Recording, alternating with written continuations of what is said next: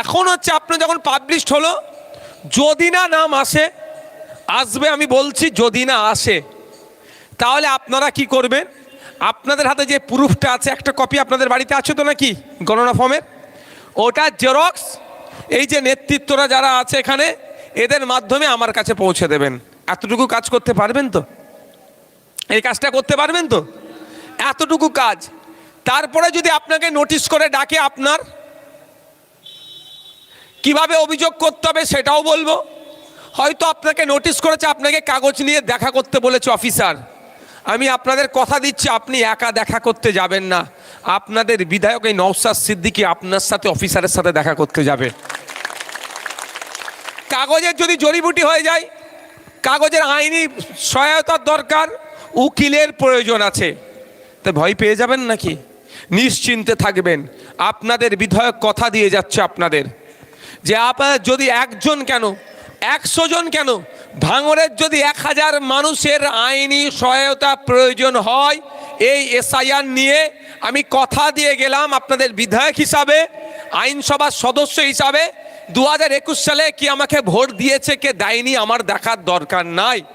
কে হিন্দু কে মুসলমান কে জৈন কে আদিবাসী কে খ্রিস্টান আমার দেখার দরকার নাই। আমি ভাঙড়ের বিধায়ক হিসাবে ভাঙড়ের প্রত্যেকটা ভোটারকে নিরাপত্তা দেওয়ার দায়িত্ব আমার মধ্যে পড়ে। প্রত্যেকটা ভোটারের ভোটাধিকার ফিরিয়ে আনার দায়িত্ব আমার কাঁধে আমি নিতে চাই।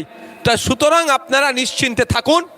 একজন কেন, যদি 1000 লোকের আইনি পরামর্শ নেওয়ার প্রয়োজন হয়, আইনি সহায়তার যদি প্রয়োজন হয়, আমি 1000 মানুষের জন্য আপনাদের জন্য কথা দিয়ে যাচ্ছি, বিনামূল্যে আইনি পরিষেবার ব্যবস্থা আমি করব।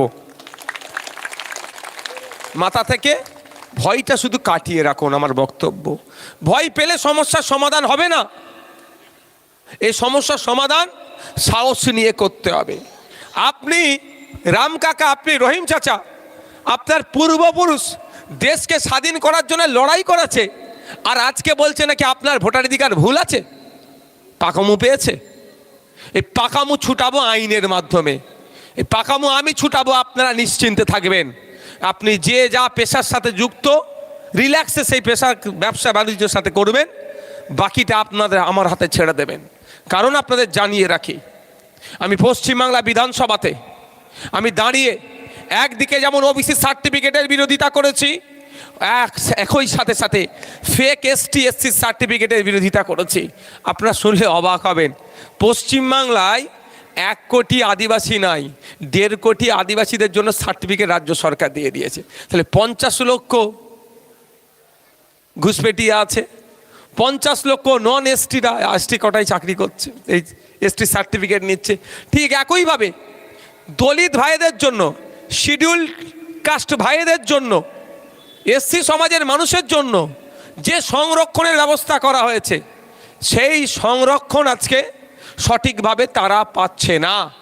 তাই আমি আপনাদের কথা দিয়ে যাচ্ছি, নিশ্চিন্তে থাকবেন। আপনাদের জন্য যেভাবে আমি আইনসভার মধ্যে লড়াই করি, আইনসভার বাইরেও SIR নিয়ে যদি কোনো একজন বৈধ ভোটারের নাম কাটা যায়, তার নাম ফিরিয়ে নিয়ে আসার জন্য তাদের পাশে কেউ থাকুক আর নাই থাকুক, খামচিহ্ন থাকবে, ভাঙড়ের বিধায়ক থাকবে, আপনাদের কথা দিচ্ছে।